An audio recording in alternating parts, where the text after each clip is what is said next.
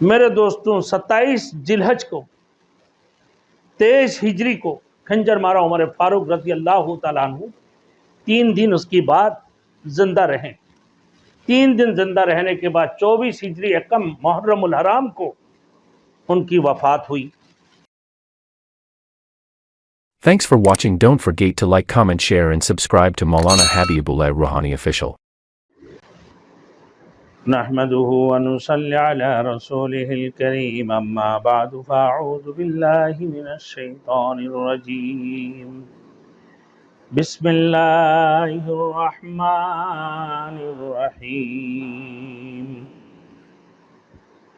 قل إن صلاتي ونسكي ومحياي ومماتي لله رب العالمين صدق اللہ المولانا العظیم۔ میرے محترم دوست بزرگ،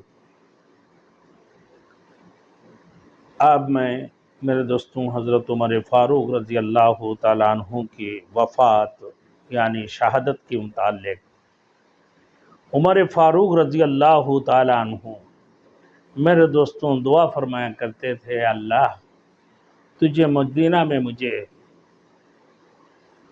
تو مدینہ کے لیے مجھے قبول فرمانا، یا اللہ میرے شہادت ہو تو مدینہ میں ہو، تاکہ مسجد نبوی کی محراب کل قیامت کو میرے حق پہ گواہی پیش کرے۔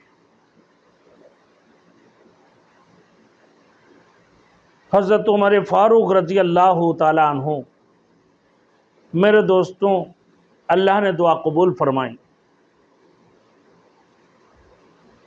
دعا قبول ہو گئی شہادت کی۔ حضرت عمر فاروق رضی اللہ تعالیٰ عنہ کو شہید کرنے والے ابو لؤلؤہ مغیرہ بن شعبہ رضی اللہ تعالیٰ عنہ کے غلام تھا، ایران کا مجوسی تھا۔ وہ ہر وقت فاروق اعظم رضی اللہ تعالیٰ عنہ کی فتوحات کی خبروں سے، حضرت فاروق اعظم رضی اللہ تعالیٰ عنہ کی خبروں سے وہ ہمیشہ ہر وقت کرتا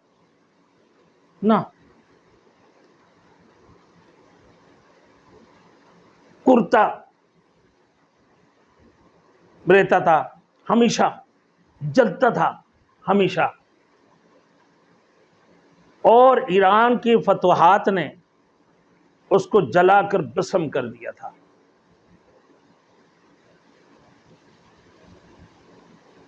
پھر اس نے ٹیکس کے متعلق سوال کیا کہ مجھ سے 2 درہم ٹیکس لیتے ہیں۔ عمر فاروق رضی اللہ تعالیٰ عنہ نے جواب دیا یہ زیادہ نہیں ہے۔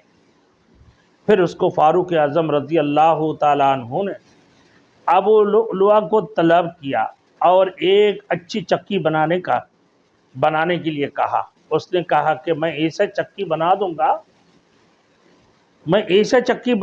گا کہ مشرق و مغرب تک ہوگی، یعنی میں قتل کر دوں گا تلوار سے۔ ابو لؤلؤہ کو عمر فاروق رضی اللہ تعالیٰ عنہ بلا کر کے ایک اچھے انداز کی چکی بنا کر دے دو، اس کو طلب کر کے۔ اس نے کہا کہ میں ایسے چکی بنا دوں گا کہ پورا مشرق اور مغرب تک ہوگی، یعنی قتل کر دوں گا تلوار سے۔ عمر فاروق رضی اللہ تعالیٰ عنہ اپنے حکمت و بصیرت سے سمجھ گیا کہ وہ مجھے قتل کا دھمکی دیا ہے، اس نے مجھے قتل کا دھمکی دیا، لیکن مقدمہ رجسٹر نہیں کیا۔